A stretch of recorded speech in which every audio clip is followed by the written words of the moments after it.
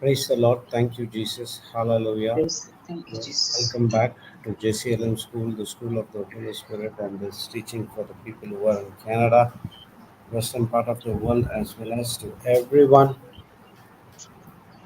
who's ready to transform their life by listening to the Word of God, renewing mind, so that they could live a life which has been called, God has called us for.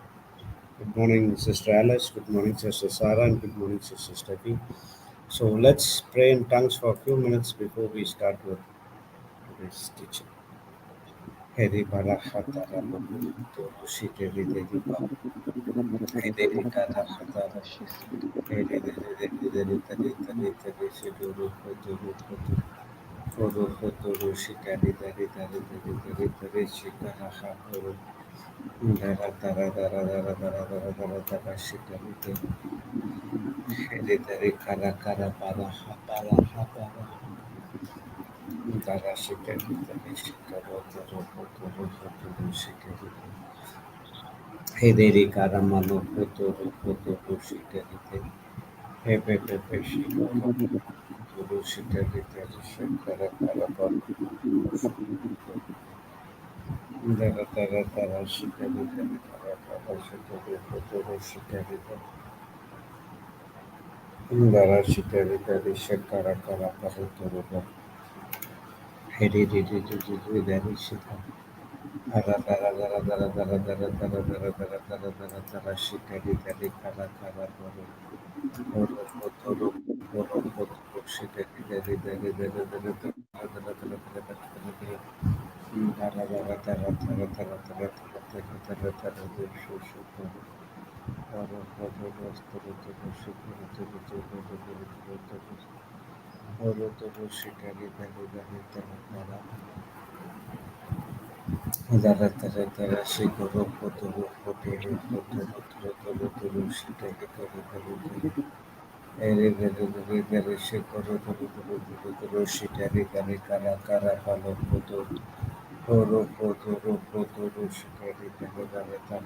dara dara. Hereditary Shekaro Kotoru Shikoro Kotoru Shikoro Dara Dara Dara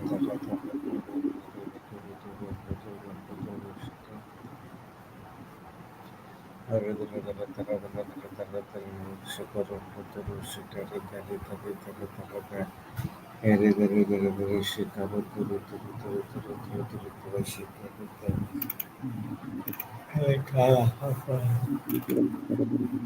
Hereditary Shikaro Kotoru Kotoru Shikari Dari Kara Kara Kara Kara Kara Baro Shikari. Praise the Lord. Thank you, Jesus. Hallelujah. Yes, sister. Start. In the name of the Father, and of the Son, and of the Holy Spirit. Amen. Thank you, Abba Father. Thank you, Lord Jesus. Thank you, Holy Spirit. Thank you, Lord, that we have once again gathered together to study your word. And as we reflect on the passion of Christ, Lord Jesus, thank you, Jesus, for loving us so much. Though we do not deserve, yet your love and mercy was above everything. And Lord, as a Son of God, as a Son of Man, you bore everything patiently. Thank you, Holy Spirit, for teaching us that as disciples of Christ, we are partakers in his divine nature. And just as Christ bore everything patiently, so also when we receive persecution, we should always be patient and only give love to others.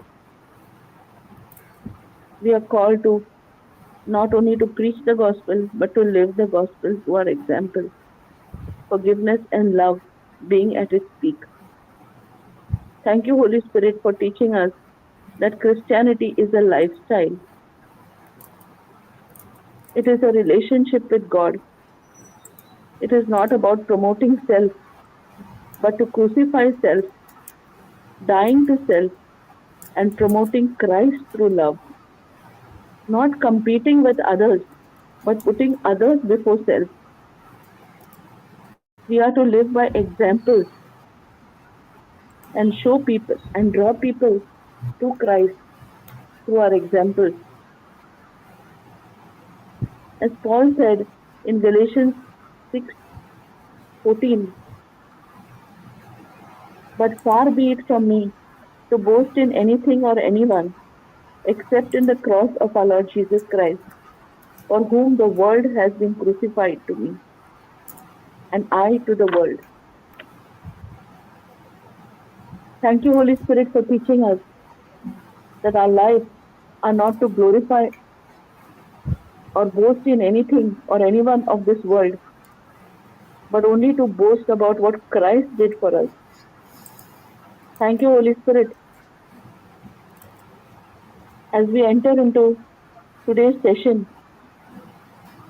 Thank you, Holy Spirit, that you have opened our eyes of understanding and you have anointed our hearts and ears to listen to your word as it falls on good ground. Take complete control of our ears, our hearts, our senses, our mind, our vocal cords. Let it be everything from you and nothing from us. In Jesus' mighty name, I make this prayer. Amen, amen, and amen. Amen. Amen. And amen. Amen. Amen. Praise God. Thank you, Jesus. Hallelujah. So, we are going to see what Papa taught us on 24th of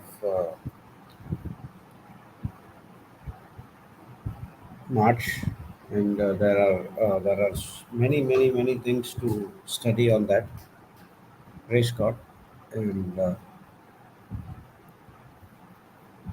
so he in well, let's go to Matthew chapter 20, verse 25, 26, and 27.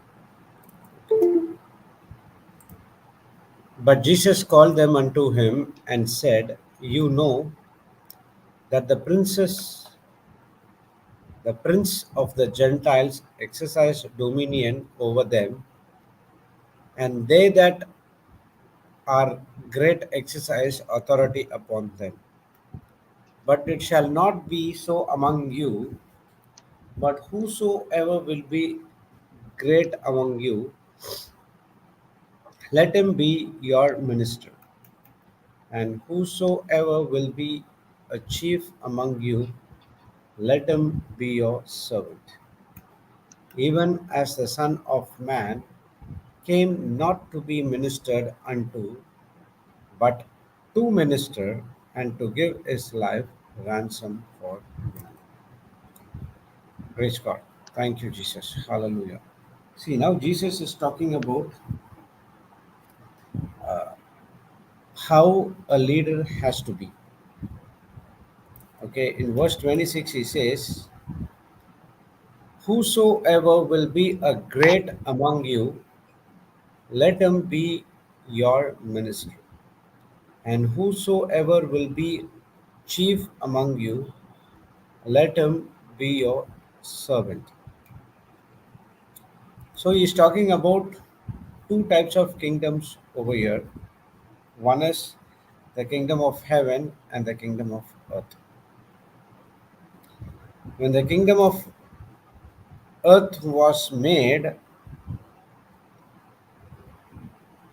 God gave the dominion over the all creeping things, but not over man.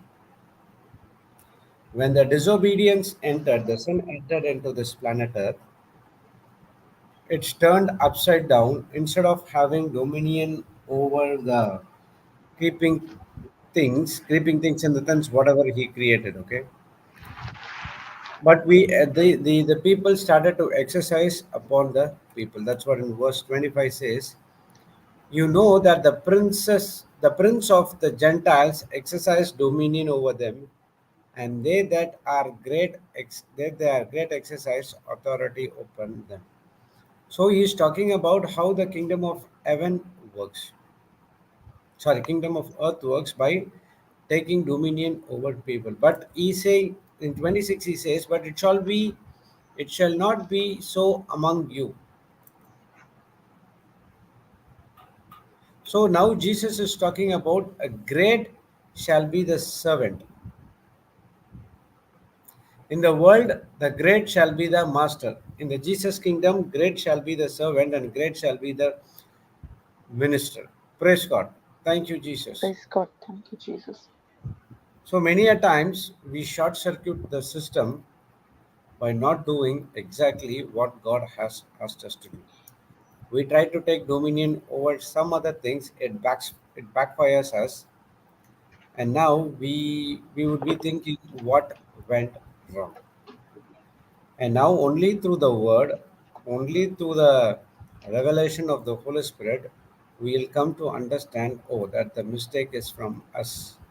I short circuited the system and it came back to us. I was like a Gentile taking ownership. See, when I was working in the companies, there were some admin, office admin people will be there. Okay. So I used to have dominion over them, thinking that I am a superior and they are a low level category. I had that kind of an attitude. But when I came into the word, I understood. Then from that day onwards, I stopped taking authority over them and I started to have dinner or lunch, whatever it is, depends upon the shift times. I'm there with them. And the colleagues will be asking me, why you are sitting with them and eating? You know what is your level and this. So I said, see, I was like that before. And according to what the Bible teaches us, we need to do. I'm not going to exercise the authority. So, do we have the attitude of a boss or do you have an attitude of a servant? I had attitude of a boss, but nothing of the quality of the boss. Just to have dominion, to make sure that I am greater than you, you are always under me. But here, Jesus is talking about a different way. He is telling, but whosoever will be a great among you, let him be your minister, and whosoever will be a chief among you, let be your servant. Even as the Son of Man came not to be ministered unto, but to minister and to give his life as ransom for many. Praise the Lord. Thank you, Praise Jesus. God. Hallelujah. When he says, as the Son of Man, the Bible teaches us that Jesus is going to fight this battle not as God, but as the Son of Man. Here we have a different kingdom. In the kingdom, the world, the people serve the king. That whereas the kingdom of God is entirely different, the king comes, leaves the throne, and he comes as the Son of Man, not as a king, coming as a human, and he is serving us. Not only serving us, he served, he taught us, and did everything, but also gave his life as a ransom of many. So we need to understand that Jesus came to minister and not to be ministered. And when we are accepting Jesus Christ as a Lord God and Savior, when you are a true Christian, we should also have this attitude that we are not masters, but we are servants. So how did Jesus served his people? By giving his life as a ransom. What is Jesus doing here? He is making a payment by giving his life as a substitute.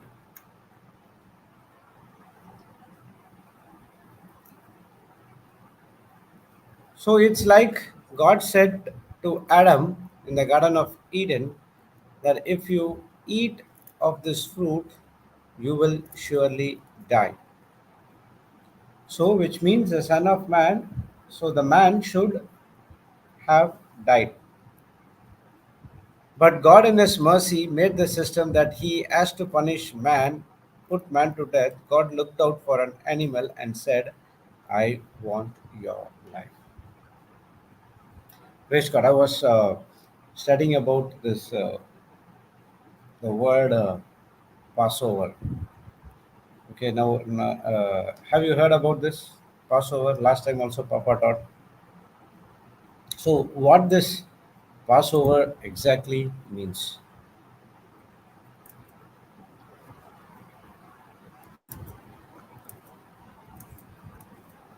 Anyone?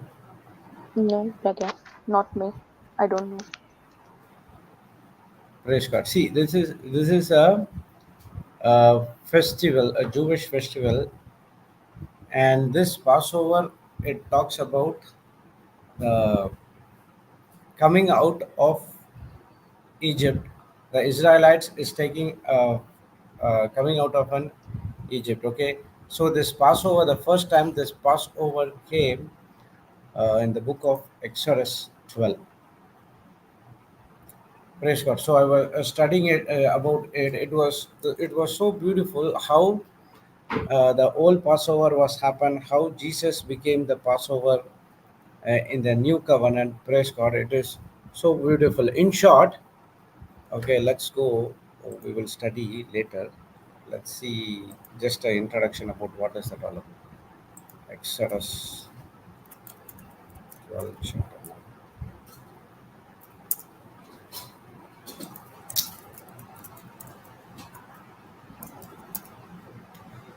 Okay, and the Lord spoke unto Moses, Aaron, in the land of Egypt, saying, This month shall be unto you the beginning of the months. It shall be the first month of the year to you. Speak you unto all congregation of the Israel, saying, In the 10th day of this month they shall take them every man a lamb, according to the house of their fathers, a lamb for an house. And if the household to be little for the lamb, let him and his neighbor next unto his house take it according to the number of souls. Every man according to his eating shall make your count for the lamb. Your lamb shall be without blemish, the male of the first year. You shall take it out from the sheep or from the goats, and you shall keep it up until the 14th day of the same month, and the whole assembly of the congregation of Israel shall kill it in the evening. They shall take it of the blood and strike it on the two side post and on the upper door post of the house wherein they shall eat it. And they shall eat the flesh in the night with roast fire and unleavened bread, and with bitter herbs they shall eat. Eat not of it raw, nor sodden at all with water, but roast with fire, his head with his legs, and with protenance thereof. And you shall let nothing of it remain until the morning, and that which remaineth of it until the morning you shall burn with fire. And thus you shall eat it with your loins girded, your shoes on your feet, and your staff in your hand, and you shall eat the haste in haste. It is the Lord's Passover. For I will pass through the land of the Egypt this night, will smite all the firstborn in the land of Egypt, both man and beast, and against all the gods of Egypt I will execute judgment. I am the Lord. And the blood shall be to you for a token upon the houses where you are. And when I see the blood, I will pass over you, and the plague shall not be upon you to destroy you when I smite the land of Egypt. Praise God. Thank you, Jesus. Praise God. So it's just two things where God is teaching us. One is the Passover.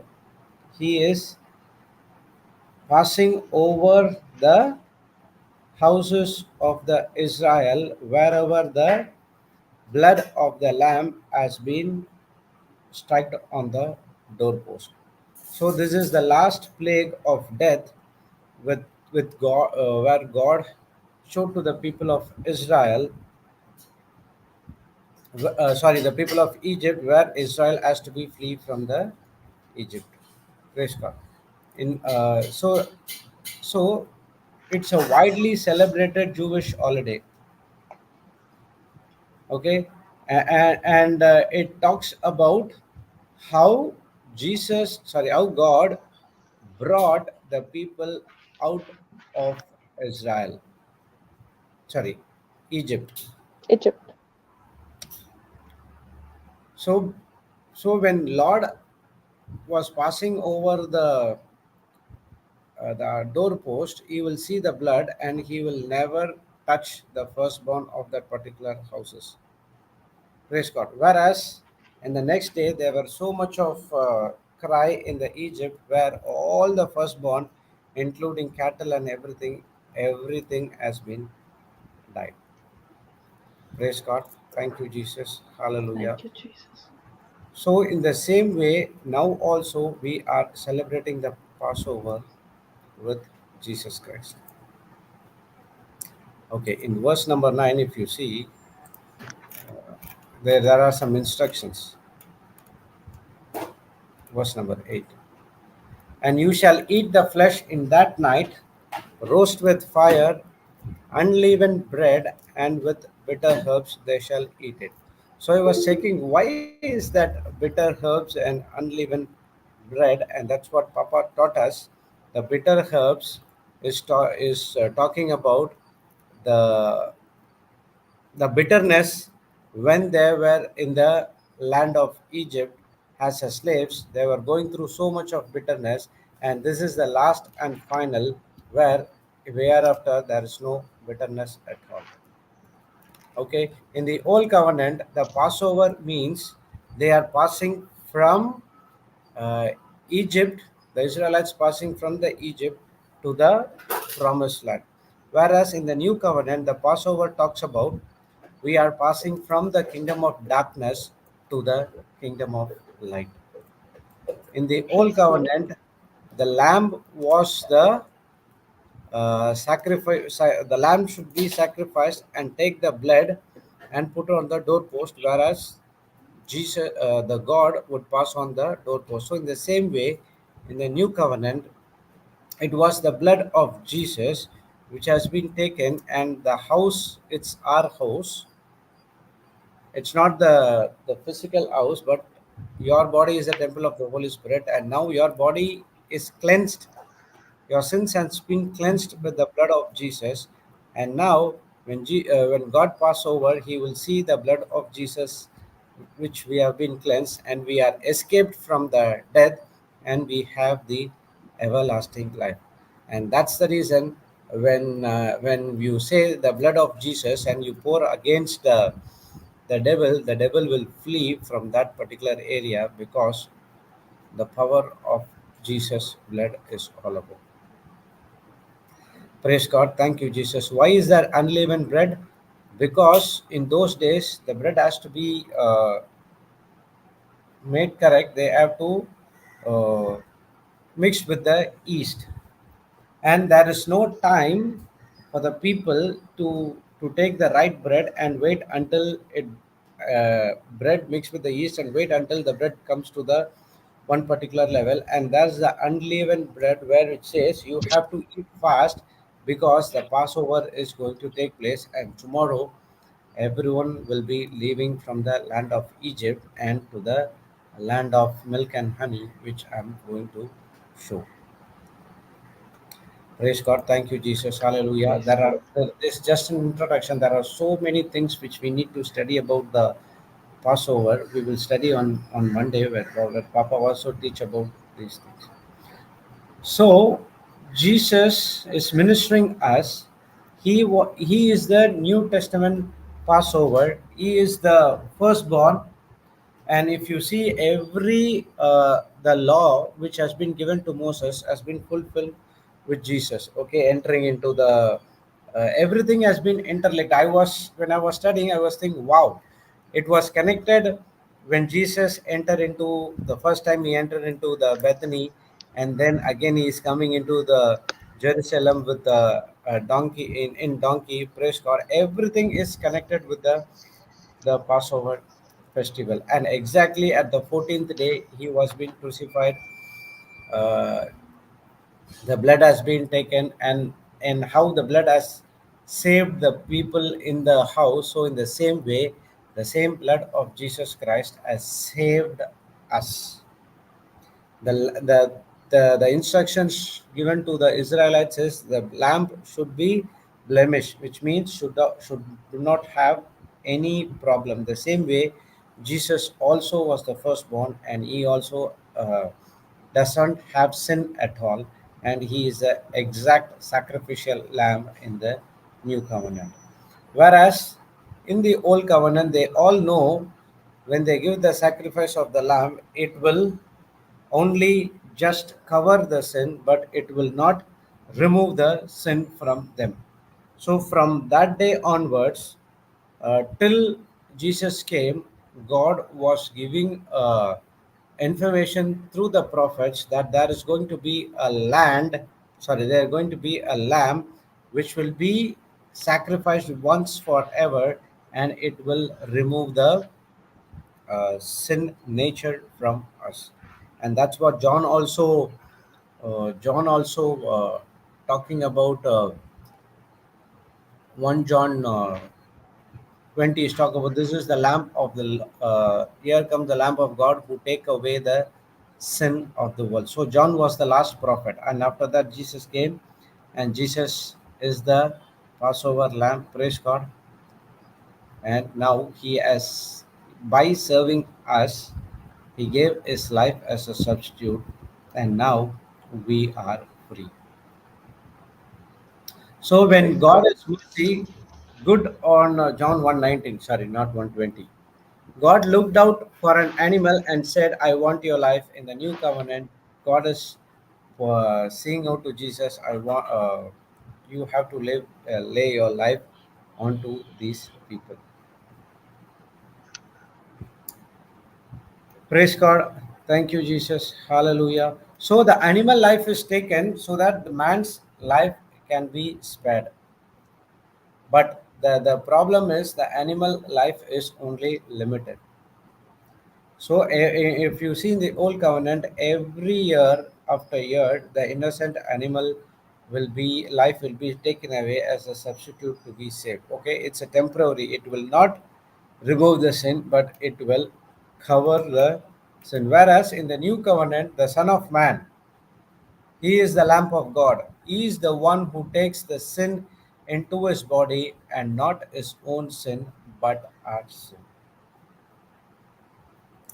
Jesus' life is infinite because he has no sin, or he haven't committed any sin. He will not die at all. There is no death for Jesus. And that's the reason he came and he took our death in his body, and we were set free. We are not only, our sin is not only covered, our sin is washed away. So according to the law, it is impossible for Jesus to die. But when he took our sin into his body, he gives us his life and dies in our place. The ransom is paid with the blood of Jesus. Most of the many a time when we see about the word called gift, okay, the word called gift, it's just uh, in the natural. It looks like, okay, we are going to buy something, and we are going to get a gift for that. For example, in the shops and all, you have that when you buy the washing machine or high quality item like fridge or TV like that, they will give a small gift like a small mixie or whatever it is, praise card. Okay, so in the natural, what we do is we think that it's a good deal. Really, it's a good deal, and we take it and we come back to our home and we use it. Okay, but if you see a little bit of digging deep into how the gifts works, the owner, to boost the sales, has to give this freebies. So Yes. so he has to pay the price for that. The owner in the back end or during the he has to. pay the money, otherwise the accounts will not tally, because they would have brought these things from the manufacturer, and they are giving the money and getting the those things. But at the same time, when we go and purchase, he gives us the free at the gives free, and now he is shed something from his pocket to balance the account.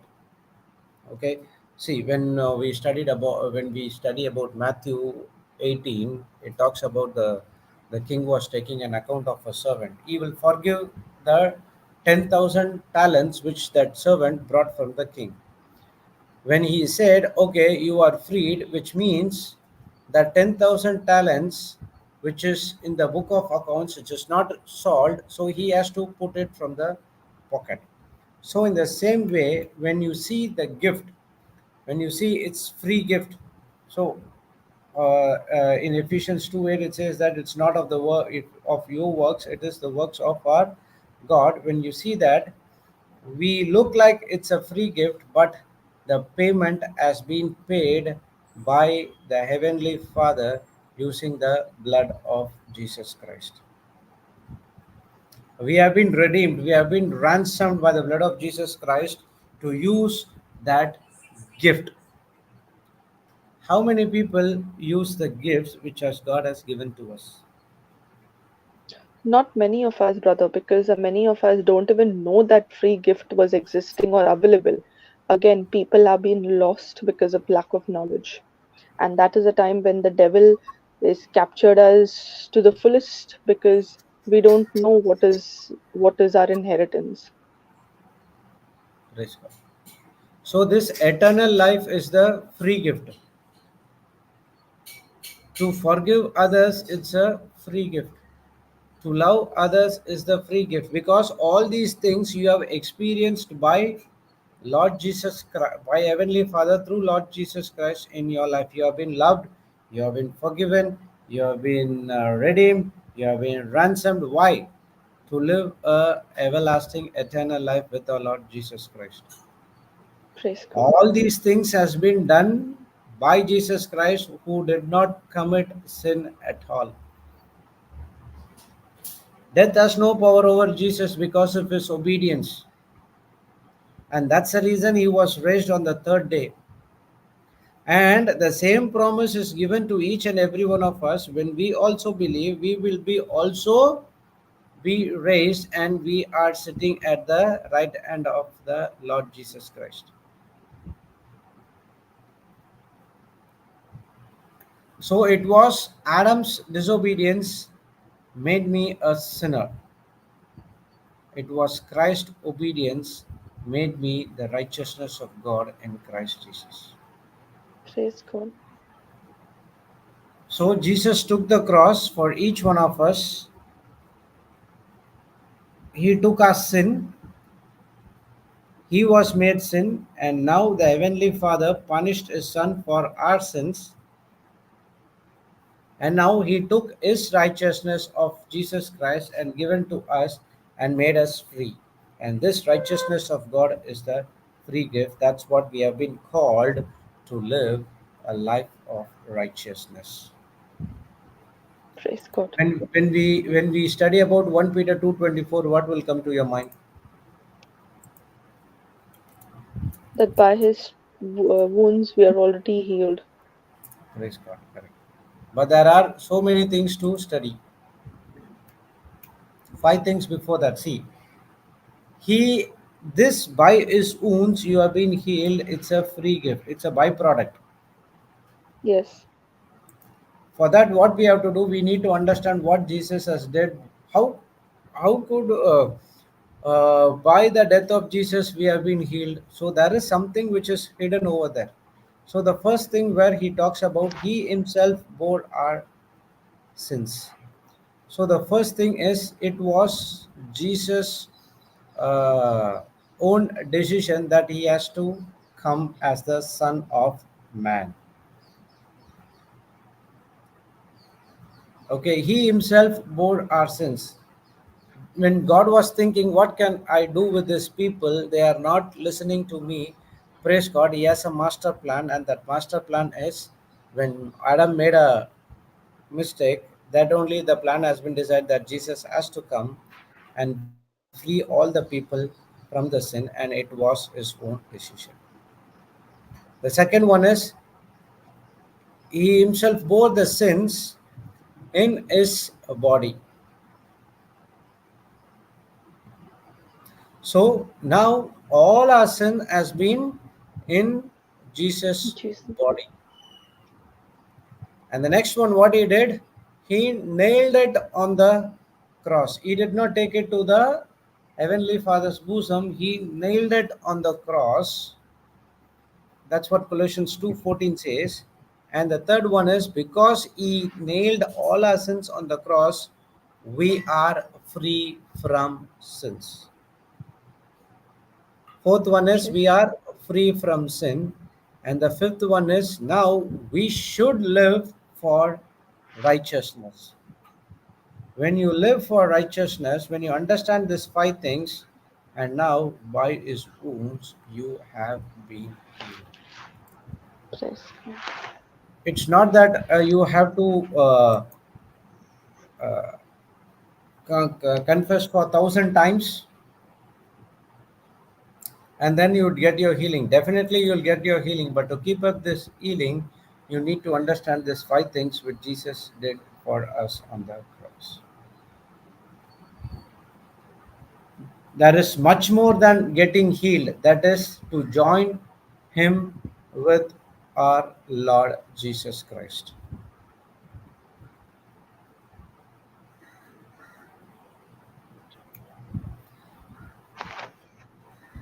So God made his son a punishment and he made a substitute for us. Jesus' action has satisfied God, and that's the reason because he is sinless, blameless, he has been raised from the dead, and he is seated at the right hand of the Father. As Jesus raised, when we believe in him, believe as Jesus Christ as a Lord God and Savior, our sins also has been passed away, our whole life has been passed away. We are a new creation and we are experiencing a new life right now. So when Jesus did all these things, and if you have thinking about your past life or what I did, what this happened, which means you yet not believed in Lord Jesus Christ. I'm not saying that those thoughts will not come, those thoughts will come, but it won't have a effect over you.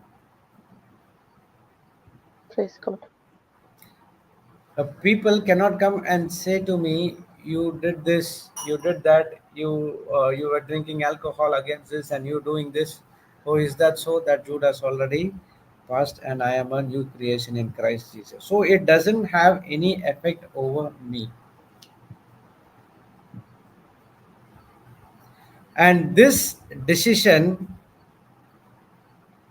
started on the Palm Sunday. The journey of entering into this decision started on Palm Sunday. So he was purposely, deliberately enters into Jerusalem as a Passover lamb, a sacrificial lamb, to complete his mission, and he came to save us by dying on the cross as a substitute. The word called feast, okay, it derived from the Hebrew word. It's called an appointed time. Christmas is a feast, appointed time Jesus has to come. Easter is a feast, Passover is a feast, an appointed time. This has to happen. That's what he said when he said that Son of Man came to minister. These was the things he is giving to us.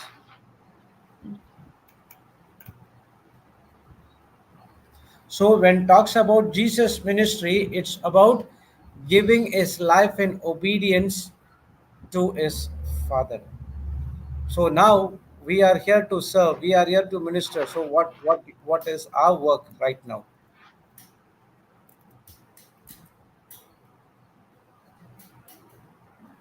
It's being obedient to our ministry, the ministry of reconciliation. Praise God. We need to be obedient to the words of our Heavenly Father and Lord Father. Jesus Christ. Yes, discerning His plans that He has for us. Yeah. You said the word of reconciliation, the ministry of reconciliation is given to us. It's absolute plan made by our Heavenly Father long time back. So if there is a plan, there is someone has to be executing it, right? See, sister, you have so much of you work in the company as a human resource person. So you have when a manager comes with a plan, there are some person has to execute it, right? So the manager will execute or the subordinate will execute. Subordinate will execute. So in the same way, the manager, the heavenly Father, has a plan, and who is executing is the Son. Jesus. Mhm. What is the purpose of this plan? So there's a plan or things which is in the company. What is the purpose? To serve the people in the company. Whereas the rules and regulations are there because they have to adhere to it, so that when you adhere to it, you would be it will be in the safe place. So in the same way, what is the purpose of executing this plan? To save each and every one of us from the claws of the sin. Praise God.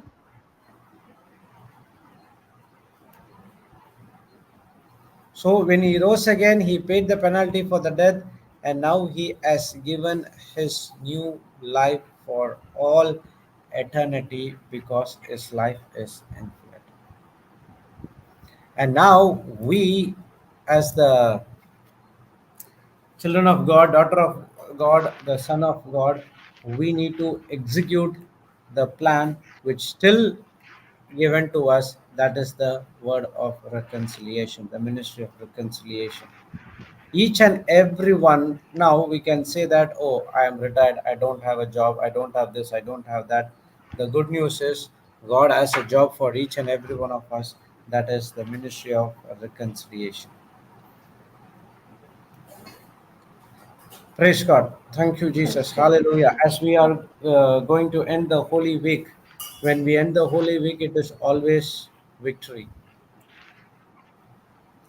The Satan would have planned in such a way that this would be the last of the Christianity, but he doesn't know the Christianity started from the death of our Lord Jesus Christ.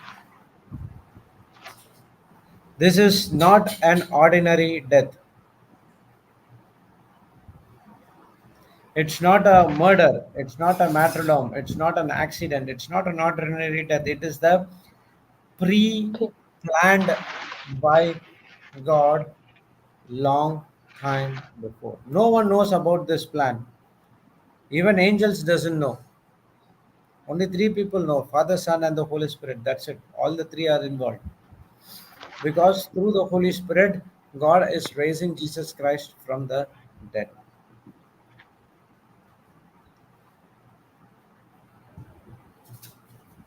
So the plan is that we need to be saved. Who is executing? It is the Jesus. And what is the payment? The payment is the blood of Jesus Christ to set the human mankind free. So Christ overcame all the evil of our sin with good. He never came overcome evil with good, which means it's not he didn't overcome his evil with good, but he overcome the evil means that is our sin.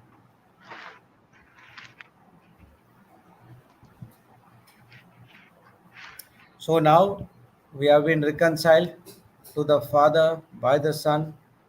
Once we were the enemies, we brought back to God by His actions. The relationship was restored. Reconciliation of God, our relationship is restored. Now we are so free in this planet Earth. That's what the Bible teaches us. We need to live unto righteousness. We are free. You can go and do the same job what you were doing before. When you start to do that next time, Jesus will not come unless and until you change your thinking, renew your mind, and to do according to what God has asked us to do.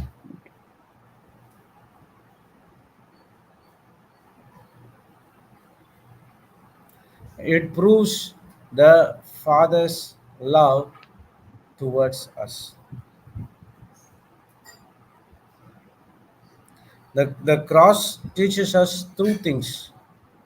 One is the love of our Heavenly Father towards us, that is in 1 John 4:10. It talks about it's not our love towards us, but His love towards us because He loved us first by sending His only Son for our own propitiation of sin, a substitute. The next one is it talks about the forgiveness. The first sentence, the 7 words, he said that the 7 words, the first sentence was forgive them. The first word was forgiving us. He said that, Father, they doesn't know what they do. Please forgive them. And in Colossians 3:13 and 14, if you see, bear with one another, and if anyone has a complaint against, okay, forbearing one another and forgiving one another. If any man have a quarrel against any, even as Christ has forgive you, so also you do. Okay, it's really yeah, analysis. Okay. Above all, clothe yourselves with love, which binds everything together in perfect harmony. Our love of Heavenly Father, which has been poured into us through the Holy Spirit, according to Romans 5:5, that will become perfect when you start forgiving others who is coming against you. The love will not be perfect unless and until you forgive others. We have been created in the likeness and image of God. What is that likeness and image of God? We have been created in His Spirit. God is a spirit. Those who worship God will worship in spirit and truth. That's the reason we have been created in the spirit form. We don't have a spirit, but we are a spirit. We have a soul and we live in a house called body. body. Okay, the next is likenesses and image. What is the image of God? The image of God is love and forgiveness. He is the root of love. From love comes everything. Only when a person understands the love of our Heavenly Father, what is this love? By sending His Son, Jesus Christ, as a substitute for us, punishes His Son on our behalf. That is the entire agape love. Praise God. When that person understands the agape love, he will go and forgive everyone who is coming against him. When we operate in love and forgiveness around the people around us, you are operating in obedience. No demons in the hell can come and condemn you. Thank you, Jesus. See, if God, all of a sudden, if God asks, see, I came and sent my son to die for you, and if he asked to repay the debt, what you have done, can we repay? No, Suppose if someone comes and gives you, take the gift as 1 crore or $1 million to you, and 6 months down the line he is coming and asking us, repay back me the $1 million. Would you able to give it? no, Mm. But our God is not a God who asks us. Once given, it is already given. But it is we, that's what he came with the renewal of our mind. It is we who have to uh, renew our mind instead of operating in offense and disobedience to take the hell for eternity. God has given us the choice so that we could live in obedience to the word of God, so that that is the satisfying perfect life in the eyes of God.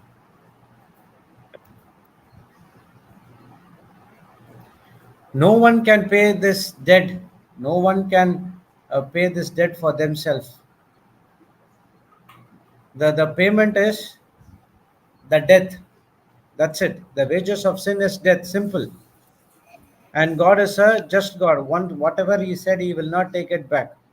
That's the reason He sent His Son and punished the sin in His body, and and He redeemed us. This is the unconditional love, the pure love, the sacrificial love of our Abba Father. So, how the innocent lamb doesn't know what is going to happen, but it's ready for the sacrifice. In the same way, Jesus is saying, Father, you can punish me instead of them. You can take my life instead of them. I'm willing to put to death so that your people can be free. That's the reason he's saying, I am the life, I am the truth, I am the way. Without me, you cannot go through the to the Father. Father. Think about this. We still have one more day to go. This full day we can ponder on these things. No one in this world can ransom me, not even your parents, your brothers, your sisters, not, no one. Why? Because they have their own problem. They have their own sins to be carried, and they have their own problem to be sorted out.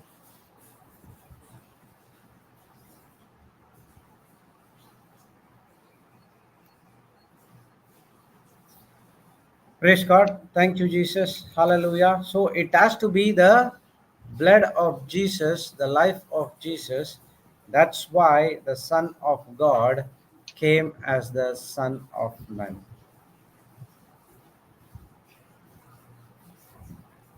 So the ransom was paid as the Son of God, but the penalty was paid as the Son of Man.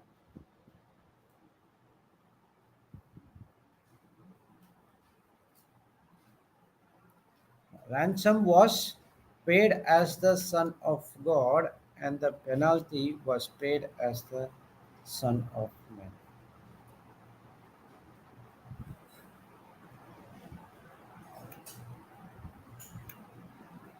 We cannot ransom ourselves. When we try to ransom ourselves, we have to go and obey the 613 laws which has been given to us.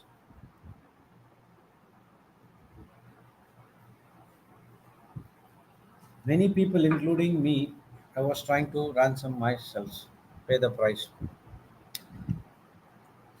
So going to church, doing everything in all the ministries and other things, I thought that God would bless me because I did this, I did this, I did this according to the law. That's what in Luke 18 we studied that two people will go into the church. One is the Pharisee, the other one is the publican.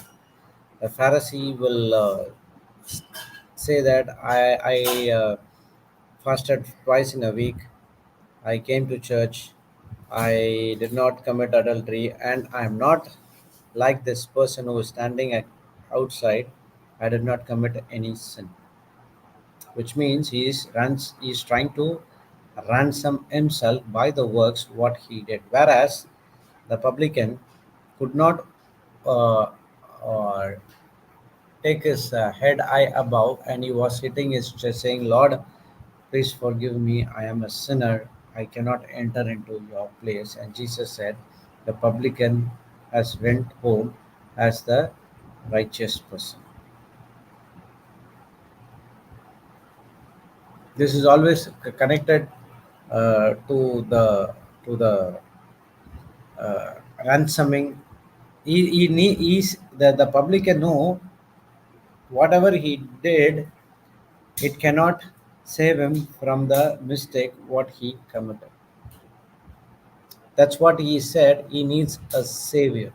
So as the Christians, we need savior to save us from the sin.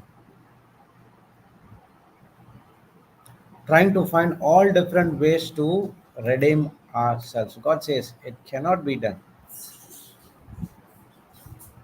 No man can ransom for another person because man's own blood is corrupted.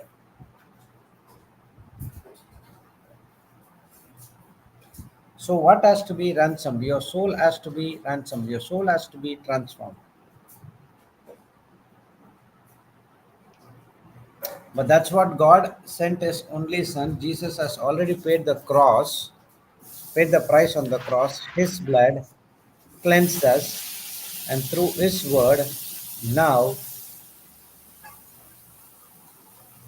we have been ransomed and we have been set free. Praise God. Thank you, Jesus. Praise God. Hallelujah. Thank you. Thank you. So, this is the mark of the payment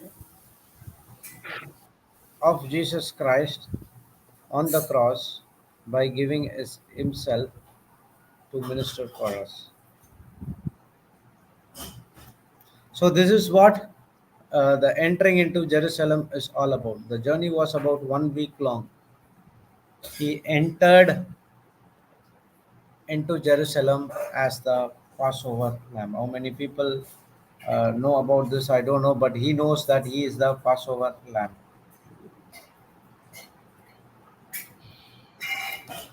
Praise God. Thank you, Jesus. Praise God. Hallelujah.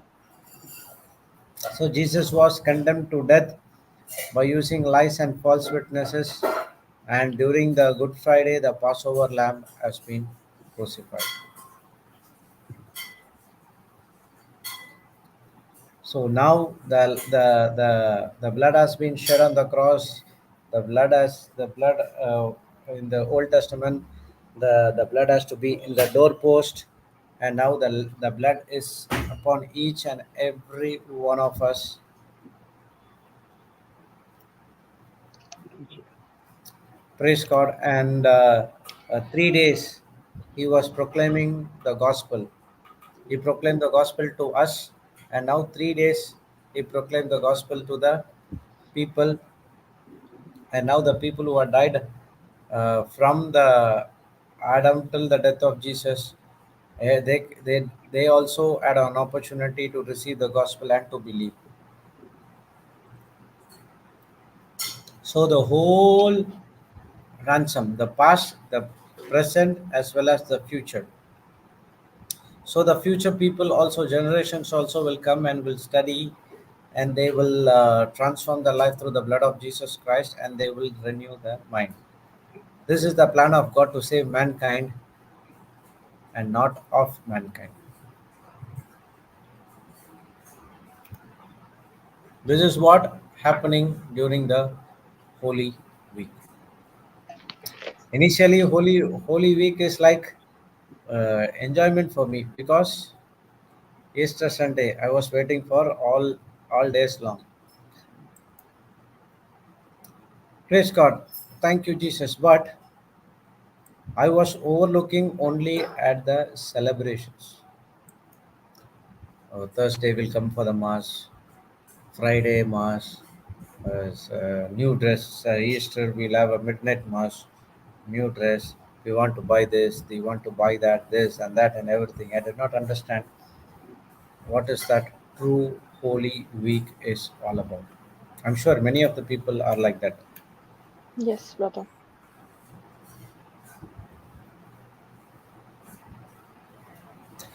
So the Holy Week is God emptied His Son, Jesus, the Lord of glory, and sent Him as a man into this planet Earth.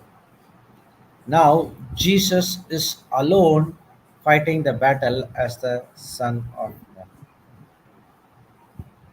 That's what when the sons of Zebedee came and asked to Jesus, I want to be in the right side and left side, remember? And Jesus said, you cannot, can you able to drink the cup of suffering which I'm going through? Yes. And even in the Garden of Gethsemane, according to the Gospel of John, he said that when the Pharisees came with the people, the Roman soldiers came with the soldiers came to arrest him. He said that I am the one, the Jesus of Nazareth. If you want to arrest me, I will. So you can leave these people.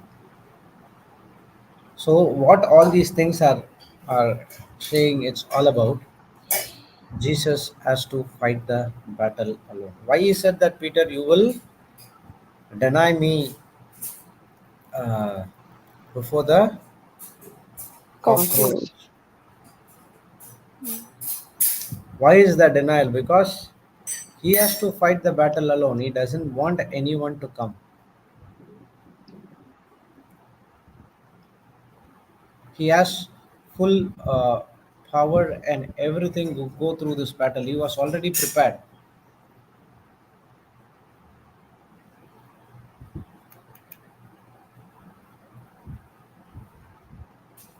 So Jesus has made a ransom yesterday, today, and forever for all those who receive him as the Lord God and Savior, as the substitute or their representative. So how many generations are going to come doesn't matter. If they accept Jesus Christ as the Lord God and Savior, and that's what the Bible says, the just shall live by faith. The penalty has already been paid through Christ,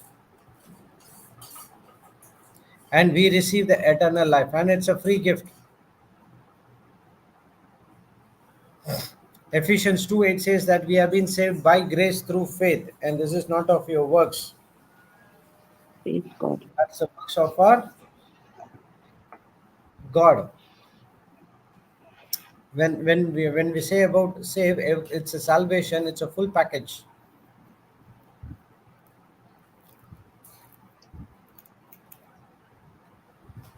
Praise God. Thank you, Jesus. Hallelujah.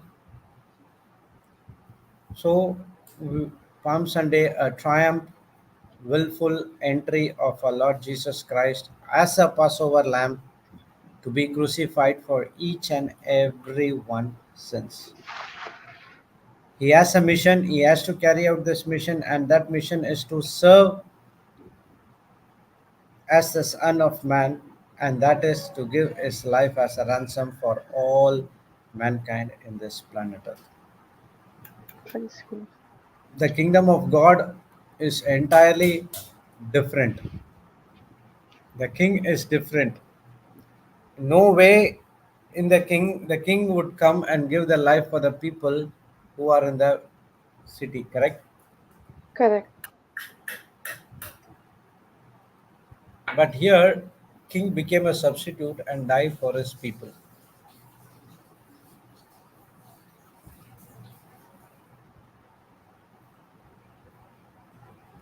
So now, when someone comes against you, whether that person is having an evil spirit or not, the question is, do I believe that Jesus has ransomed me and I give the same love to him, or I'm going to retaliate or respond? If you say, I receive Jesus, I receive his forgiveness, I am a Christian, I am ready to do everything, I am a follower of Christ, and now what you have to do is, am I to carry the hurt, or I'm supposed to die to the hurt and give love to my enemy?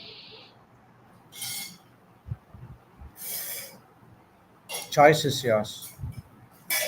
When Jesus said, take up your cross, there was so many questions came. Jesus took the cross and he said that you don't need to die. I am going to die for you. But why he is saying that you have to take the cross again? So through the teachings, I understood that now the cross is talking about our own fleshy desires, which comes and instigate us to do something contradicting to the word of God.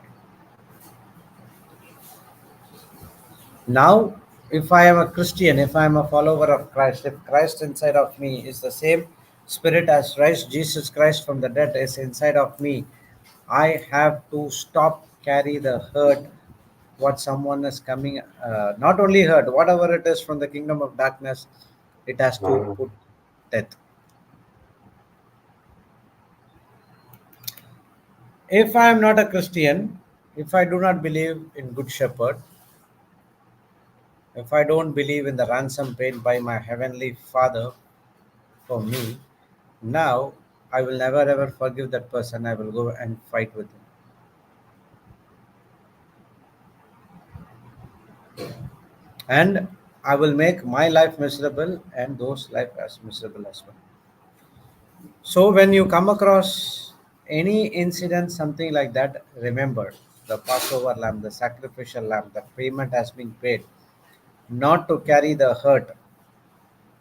See, when you go carry the hurt and when you respond to other people with hurt, whether that people is getting hurt or not, but I'm sure that if if if I'm doing that thing, I will be get hurt for a long time.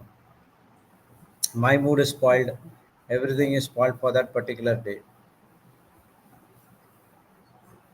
I said, right, when I did something in the Christmas holidays, my name was not being called. I went and asked the father, my Christmas was ruined because I did not die to To my flesh. flesh. The entire day was thinking, how can the priest leave my name?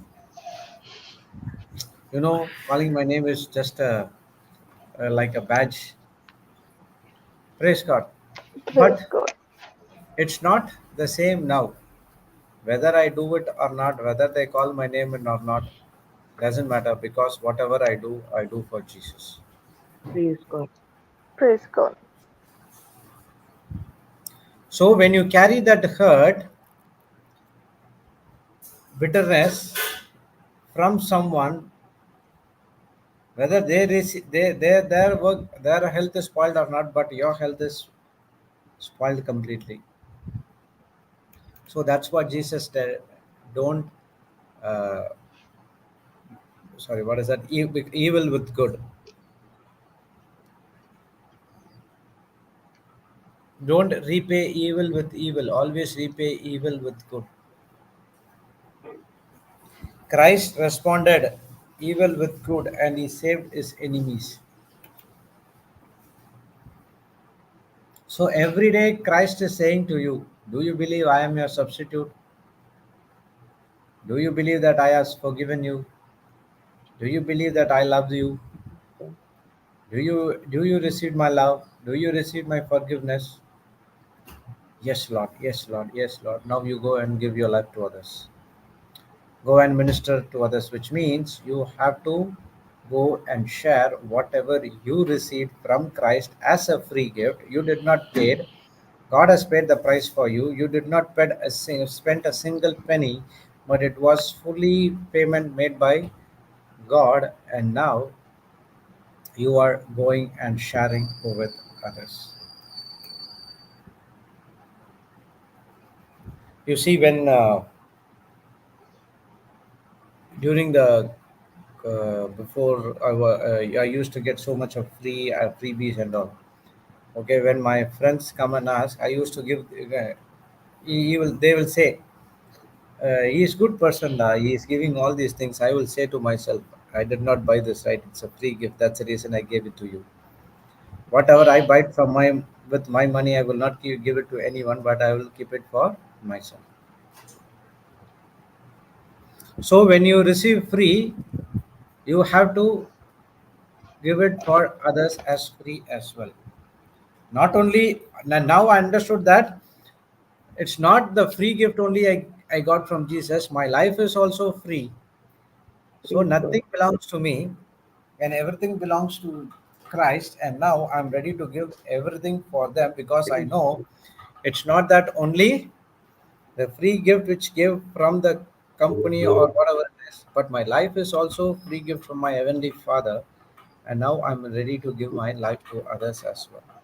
Thank you, Jesus. Which means I have to share the same experience which I got from Christ. I have to give it to others as well. Praise So God. I received everything free.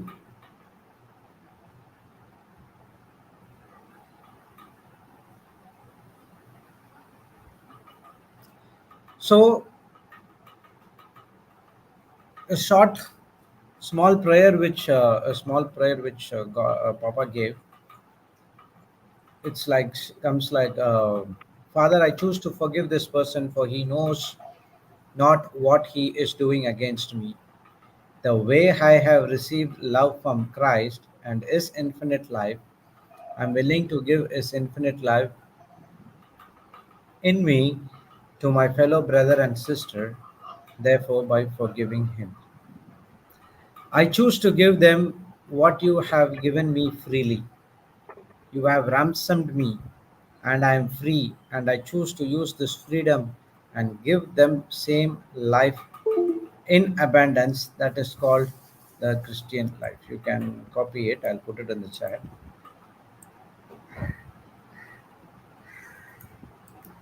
Every day morning,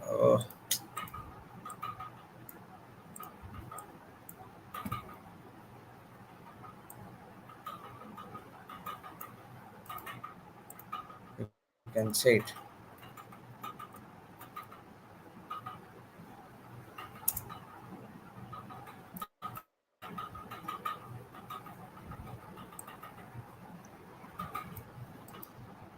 Praise God. Thank you, Jesus. It's in the chat box. You can copy it. So when you say you are a Christian, I'm saying that I am like Christ. Now, how Jesus overcome evil with good, so I can also overcome evil with good, because Philippians 4:13 says that I can do all things through Christ Jesus who strengthens me. He gives the strength to forgive the people who are coming against you. He gives the strength not to carry the hurt feelings in your life. He gives you the strength to love others. He gives you the strength to do every good things in Christ that is in you. That's what Philemon 1:6 says, that you have to acknowledge the communication of thy faith will be effective only when you acknowledge that every good things are in Christ is inside of me as well. The root of Christian life is Jesus Christ. So if Jesus said, you can, if you believe in me, you can do the same things what I did. The on the the the the trump card is believe.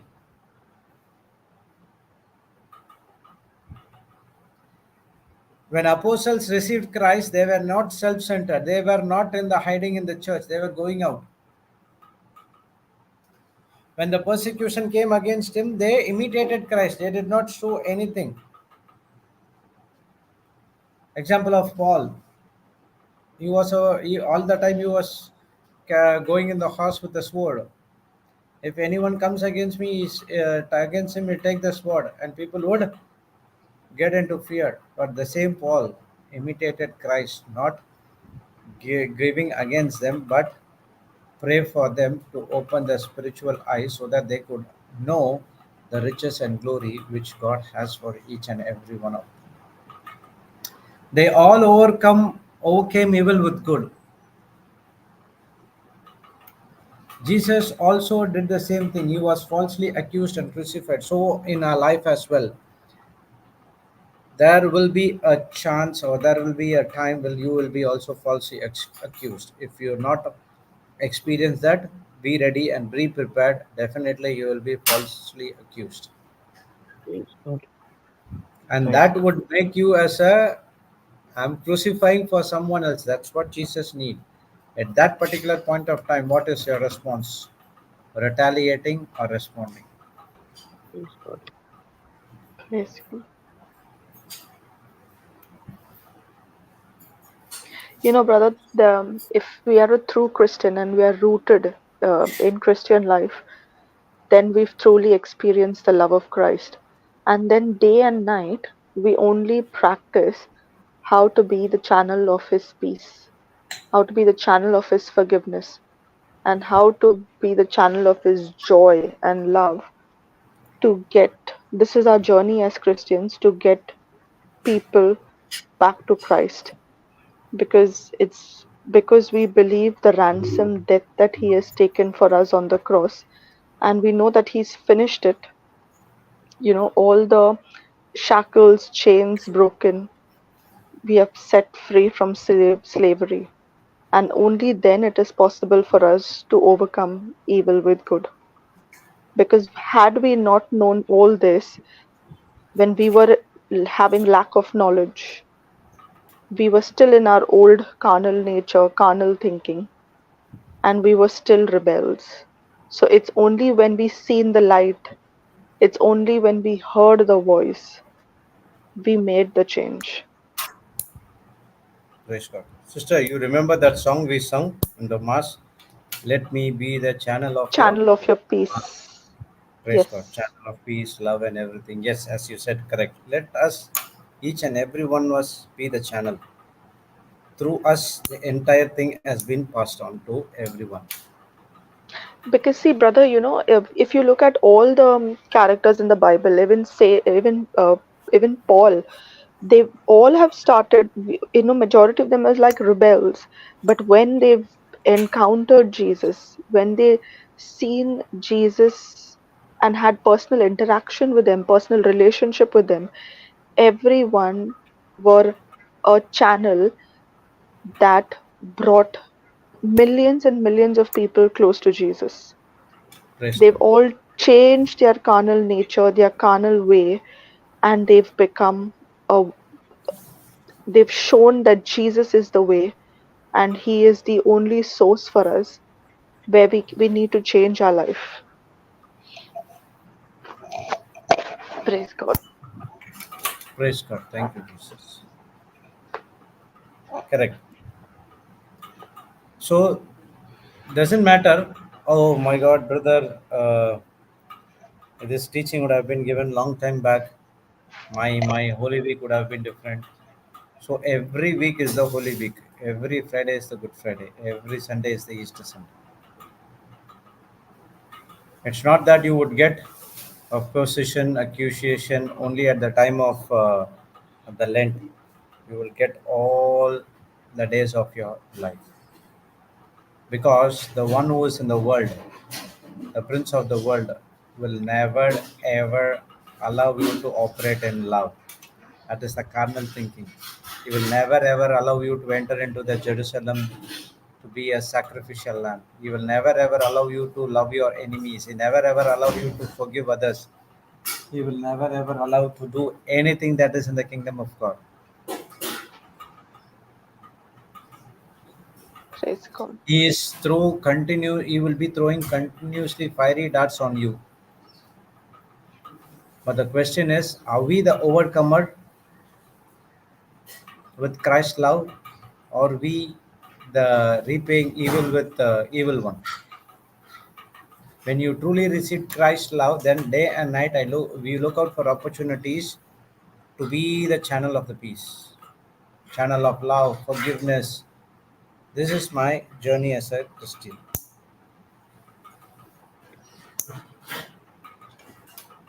What is this kingdom of God? We studied right in the start, kingdom of God, kingdom of man.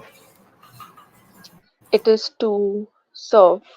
Joy, peace, joy in the Holy Ghost. Praise God. Romans 14:17 says,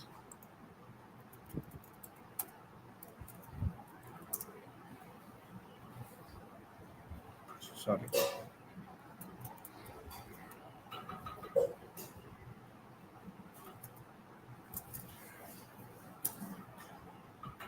For the kingdom of God is not food and drink, but But it righteousness is and peace. peace and joy in the Holy Spirit. You know one thing, there is no problem in the kingdom of God. There is no issues in the kingdom of God. There is only joy, peace, and righteousness. And we are a part of this kingdom. See how blessed we are. Praise God. Do we? It's a free entry for each and every one of us. In even in cinema halls, you have to pay the price and to get the ticket, and you have to go. And after your show over, they'll be sent out. But in the kingdom of God, it's not like that. It's a free entry. To stay there for eternity, it's depends upon your decision.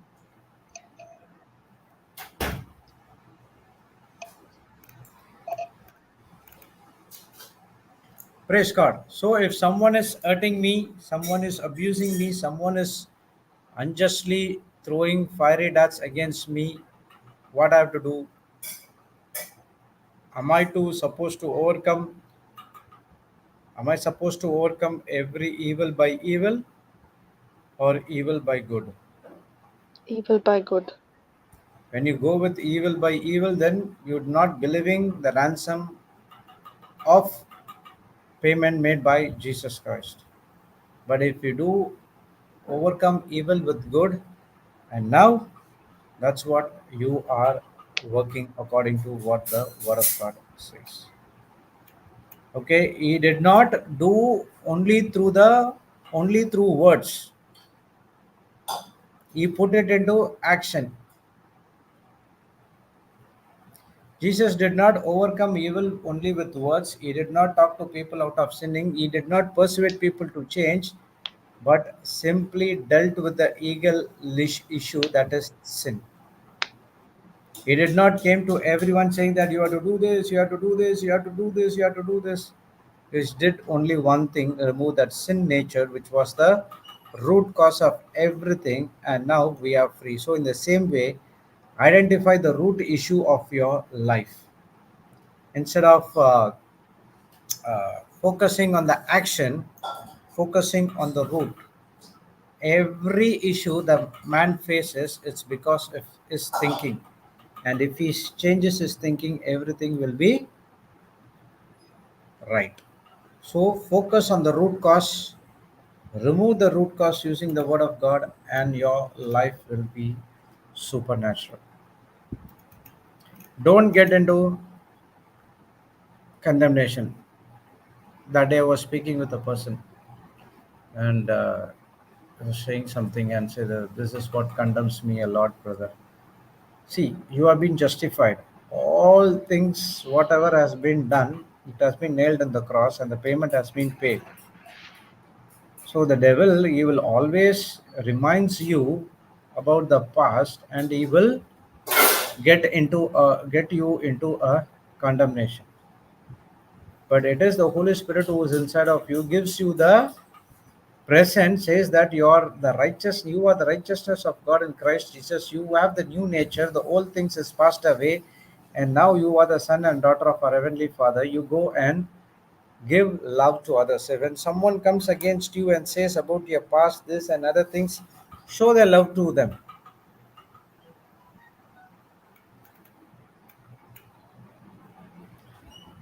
It's not one time work. You have to do it again and again and again and again and again. It should be our daily declaration.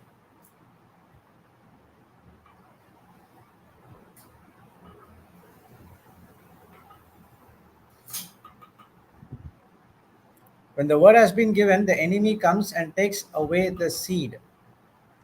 But if each one of us abides in the word and continue to listen the teaching again and again and again, that's what changes the life. So it's you have to take a decision. The enemy comes every day to try to take the seed away, but I have to make a decision that I'm going to love them, that I'm going to do good only to them, because Jesus took the sin nature which is inside of you. Now you are the righteousness of God in Christ Jesus. Now there is no sin nature.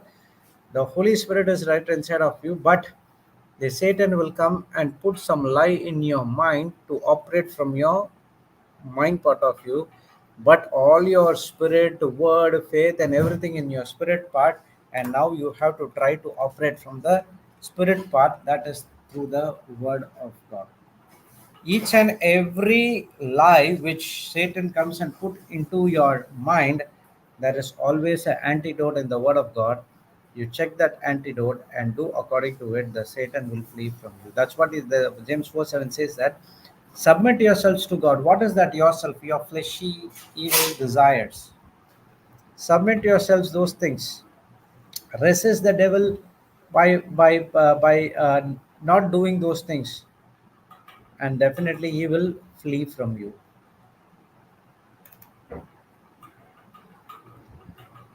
Praise God. Thank you, Jesus. Hallelujah. Mhm. So this is what the 24th is all about. So it's about Palm Sunday, how Jesus entered into the Bethlehem as a sacrificial lamb, how he chose to die himself without any interventions, and how he ransomed each and every one of us from the dead, and now we are free. And that's what the triumphal entry, that's what the Holy Week is all about.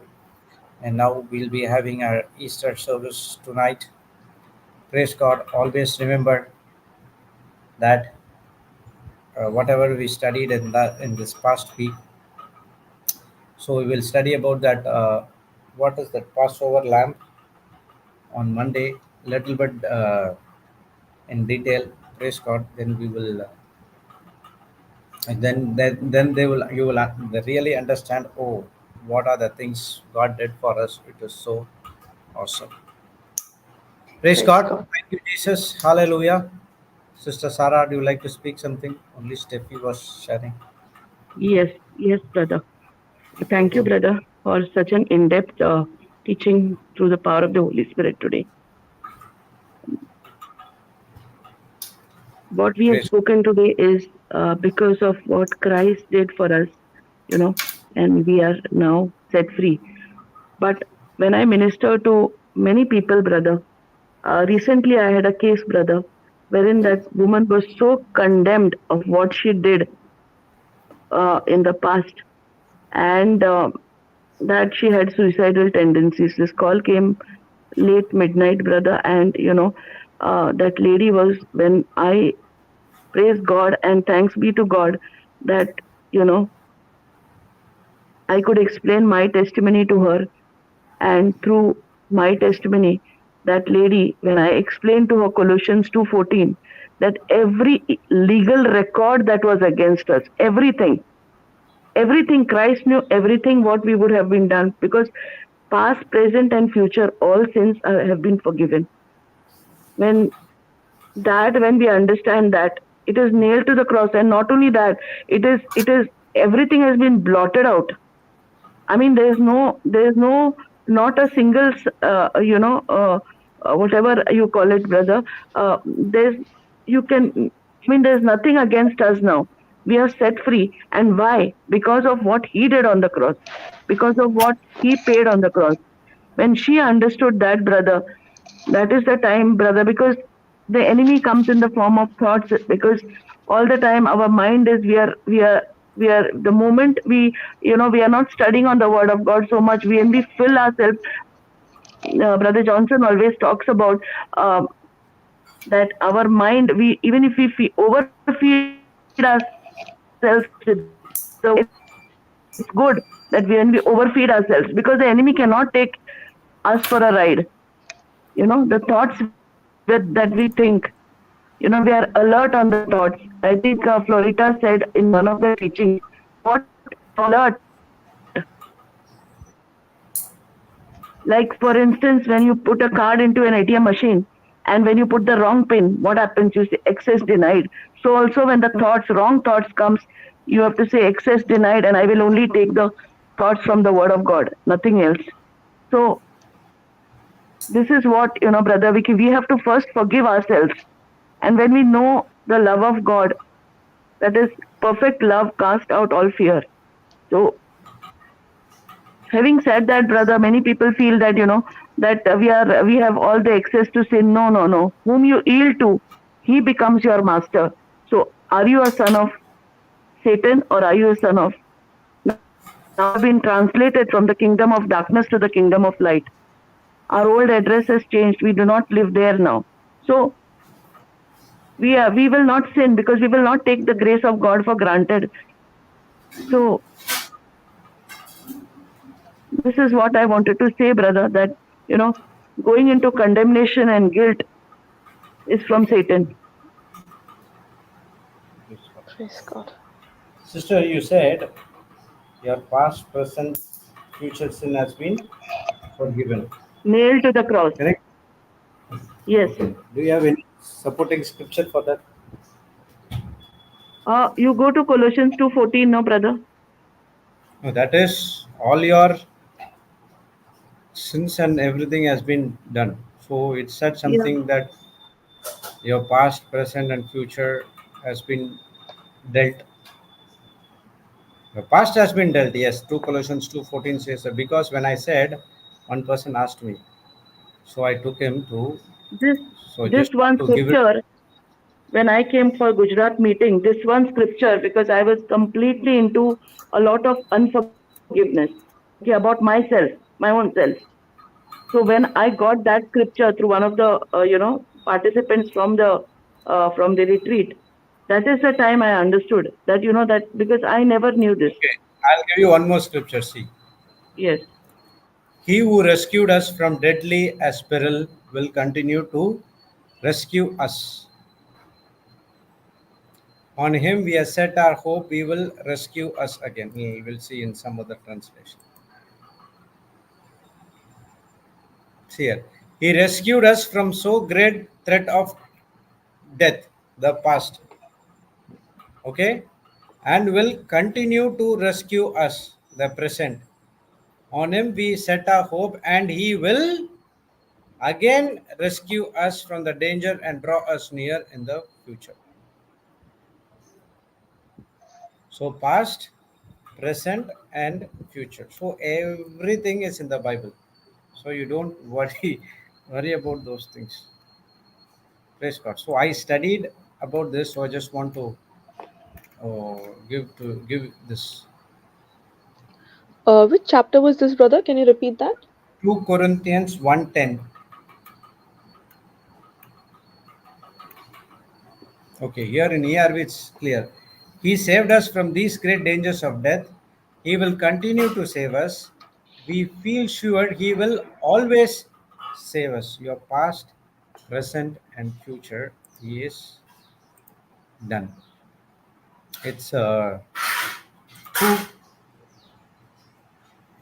okay, 2 Corinthians 1:10. Praise God. Thank you, Jesus.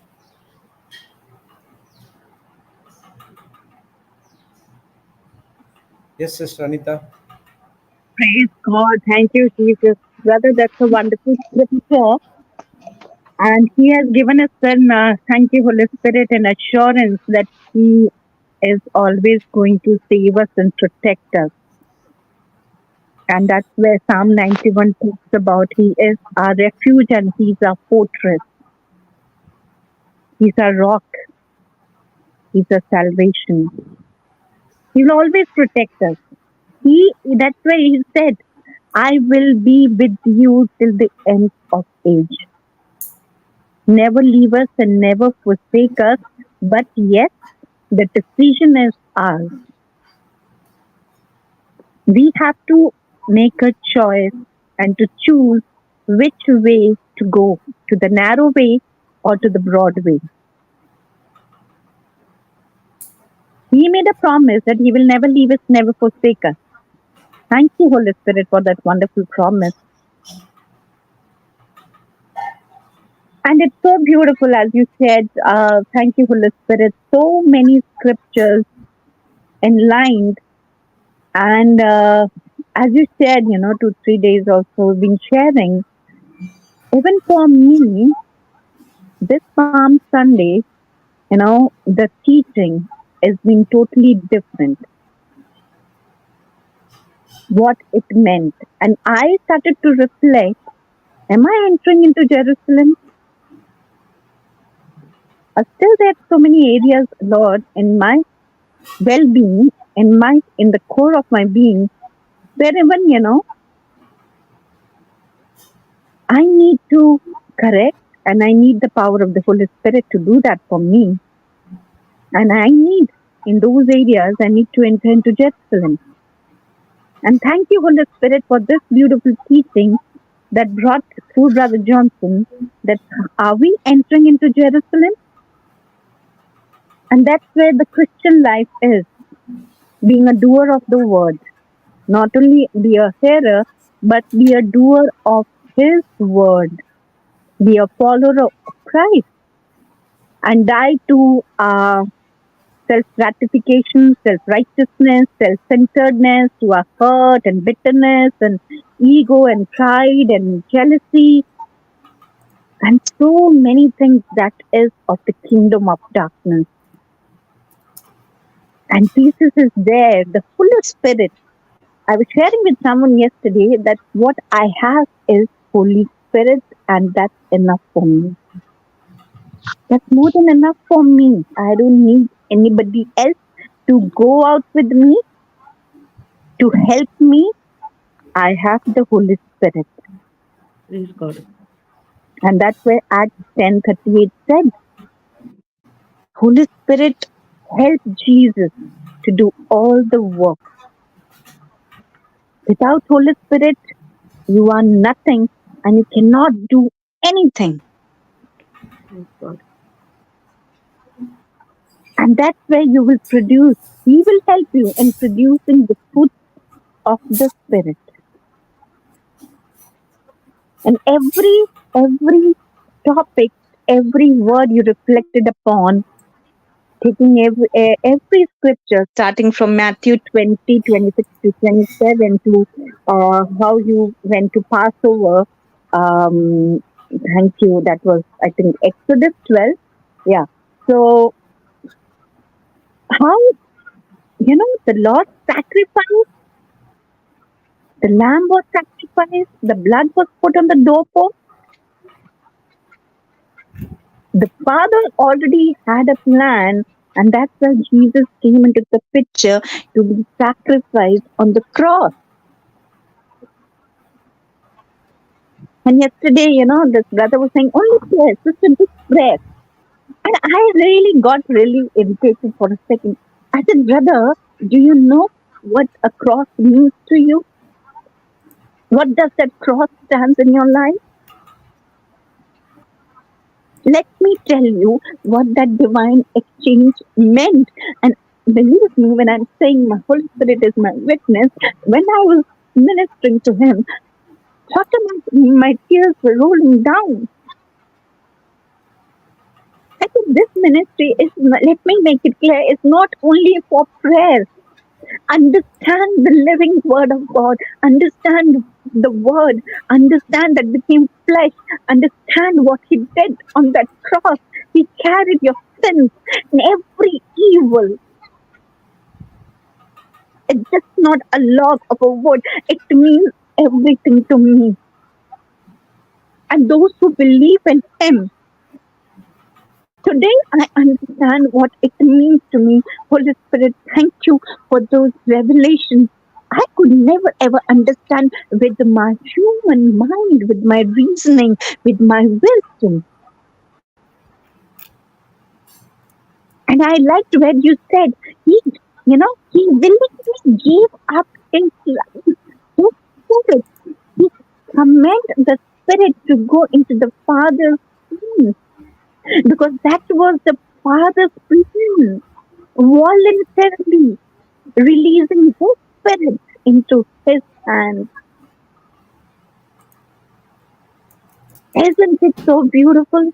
As we ponder into every detail of that scripture, the penalty is paid, the price is paid for our redemption, for our, setting us from that bondage and slavery and chains, from the shackles of sin and death, giving us the spirit of life, of freedom.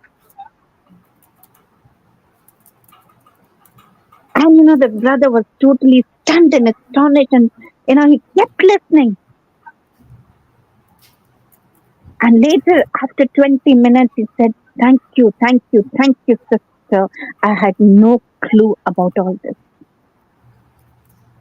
Praise And God. I want to make it clear to everyone, it's not about prayer. Understand what you went through. We are ready to pray over, but first understand the word, the relationship between you and Jesus.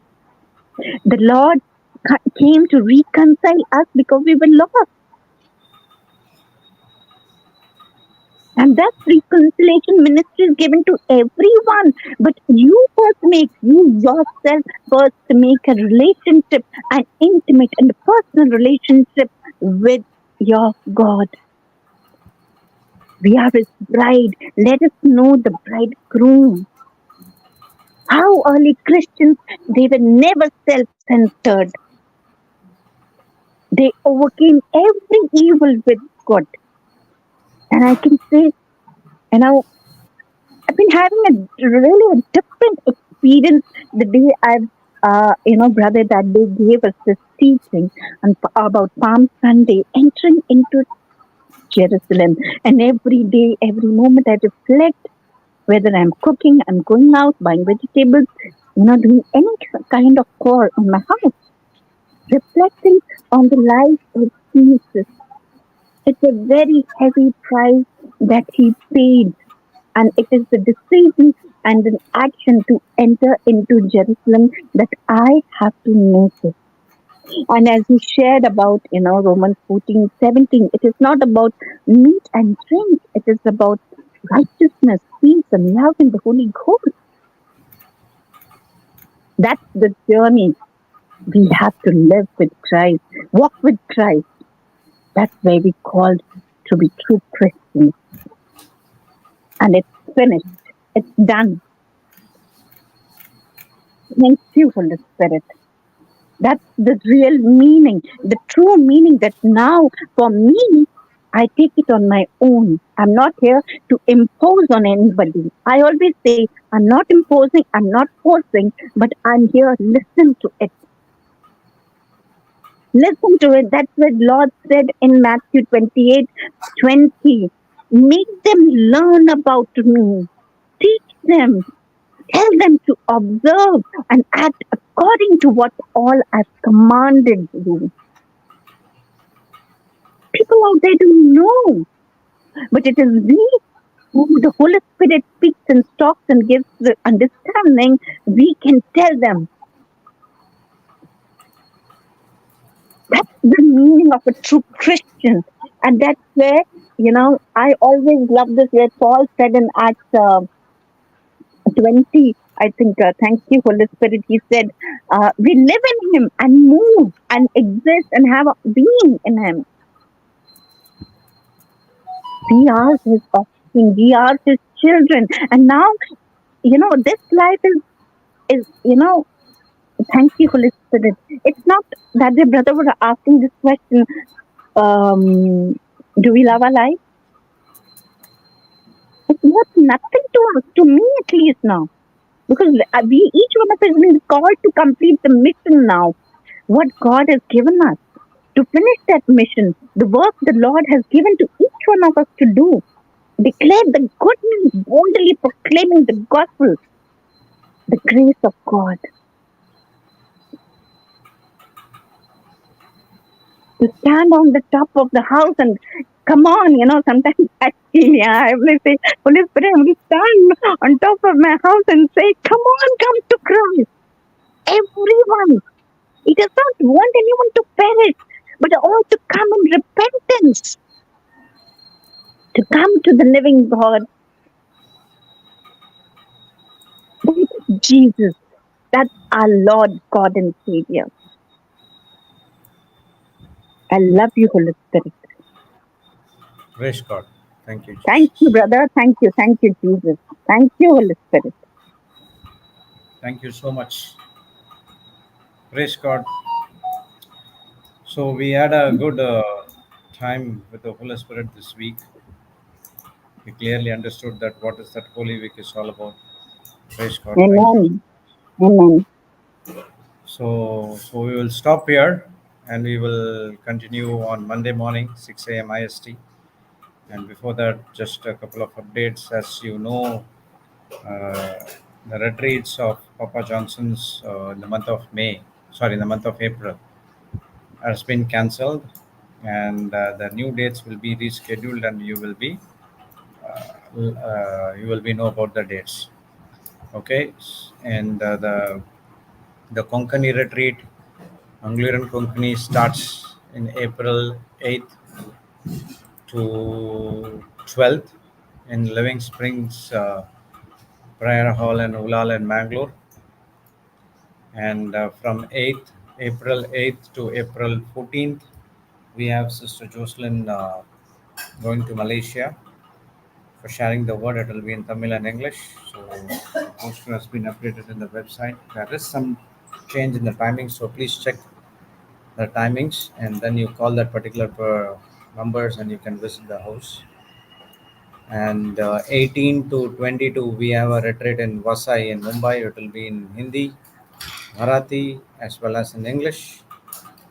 And May 1st to May 10th, we have a youth retreat in Vasai,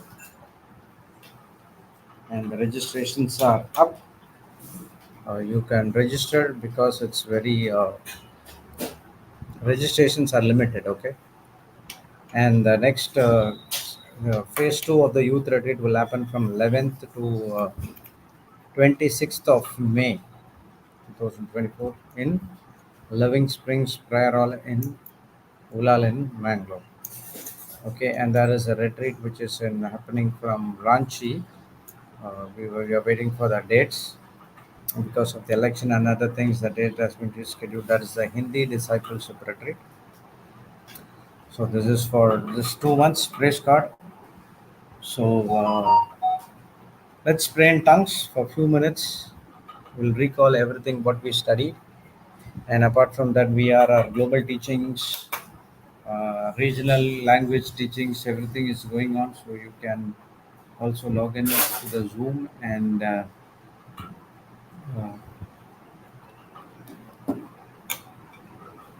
get benefited with the word of God. Okay. Praise God. Thank you, Jesus. Let's pray in tongues for a few minutes.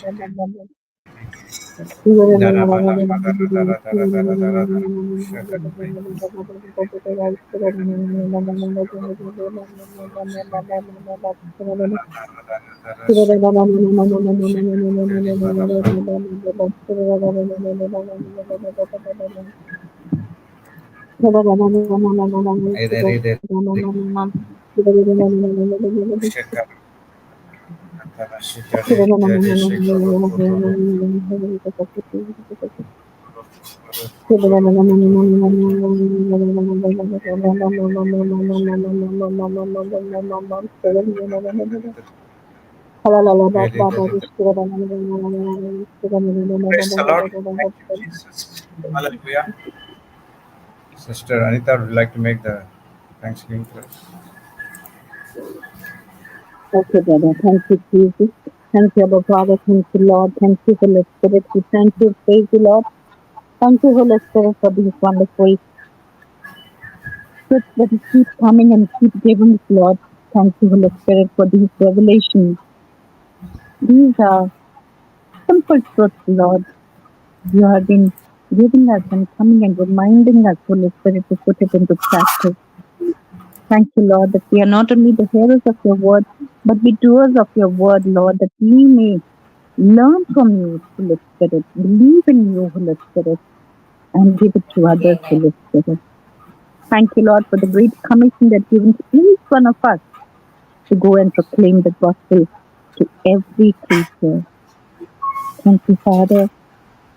Thank you, Lord. Thank you, Holy Spirit, for not the hearers of the law, as the word says, Romans 2:13, for not the hearers of the law are just before God, but the doers of the law shall be justified. Father God, thank you that many times we hear your word and we don't reflect on it, and we will go by and we forget that. Forgive us, Lord. Thank you. Thank you, Holy Spirit, that you always remind us to practice what you have been teaching us, that we may always be a doer of the word. Thank you. Thank you. That even though there might be so many temptations around us, but thank you, Lord, you're always telling us, thank you, Father, but not to be strictly lazy, but get up from that sleep, wake up, rise, and pray that we do not fall into any kind of temptation. Yes, my Lord, you've spoken through your word. Thank you that every word is a revelation, the breath of life that is inside of us, Lord. Thank you. Your word helps us to renew our minds and walk us in the path of holiness, righteousness, and truth, Lord. Thank you that you took away the sin of the world. Thank you, and made us righteous. Thank you, Father, that now you want to live a fruitful life. Thank you, a Christian life, the way the early church, early Christians lived. Thank you, Father. The bondage is broken, the slavery, the everything, Lord, of the kingdom of darkness. Hallelujah. Is ransom is paid for that, Lord. Help us, Lord, to crucify our carnal nature all the time because you have already nailed it on the cross. Help us, Lord, Holy Spirit, to overcome every evil wicked. Thank you for these wonderful teachings, helping us to renew our minds. Thank you, Father God. Thank you, Jesus. Thank you. Thank you, Father, that you have made us righteous, Lord. All the debts are paid, Lord. Thank you, Father, that now, Lord, you have reconciled us to God. And now we believe in the Son of God. Thank you, Father. We can thank you every bit of a moment of our life for all that you have done for each one of us. We can never ever repay, Lord, but with our thanksgiving, with our praise, we all can do that for you, Lord. Father, I thank you and praise you in Jesus' name and in this prayer. Amen, amen, amen. Amen, amen, and amen. Amen. Praise Thank you, God. Jesus. Thank you, Jesus. Hallelujah. God has blessed us all. Thank you, Sister Sarah. Thank you, Sister Steffi. Thank you, Sister Anita. Thank you, my dear brothers and sisters in Christ. So, a very happy Easter to each and every one of you and for your families. Praise God. And we are always victorious by the works of our Lord Jesus Christ. And we'll be back by Monday morning at 6 a.m. IST. Until then, God has blessed us all and always be a blessing to the nations. Remember, Christ is inside of you. Amen. Thank you, Jesus. Thank you, Jesus. Hallelujah. What he has written. Amen.